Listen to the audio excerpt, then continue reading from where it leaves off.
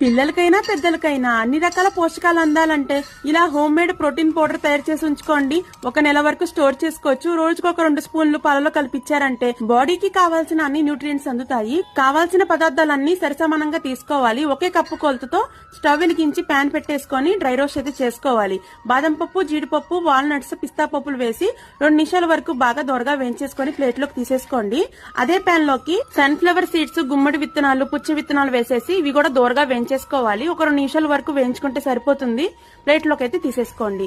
ఇప్పుడు 1 కప్పు వరకు పూల్ మక్కన అదేనంటే తామర గింజలు కూడా వేసేసి ఇవి కూడా దోరగా వేయించేసుకొని ఇవన్నీ బాగా చల్లారిన తర్వాత మిక్సీ పట్టించుకోవాలి. నేనైతే కొంచెం బరకగా గ్రైండ్ చేశాను, మీరు మెత్తగా గ్రైండ్ చేసుకోండి. ఇప్పుడు ఇందులోకి తీపి కోసం పట్టిక బెల్లం కూడా అదే కొలతతో వేసేసి మెత్తగా గ్రైండ్ చేసుకొని ఇందులోకి కలిపేసుకొని ఎయిర్ టైట్ కంటైనర్ లో 1 నెల వరకు స్టోర్ చేసుకోవచ్చు. రోజుకొక 2 స్పూన్లు తీసుకోవడం వల్ల హెయిర్ గ్రోత్ ఇంక్రీజ్ అవుతుంది, స్కిన్ టెక్స్చర్ మారుతుంది, అలాగే హెల్త్ కూడా చాలా మంచిదండోయ్.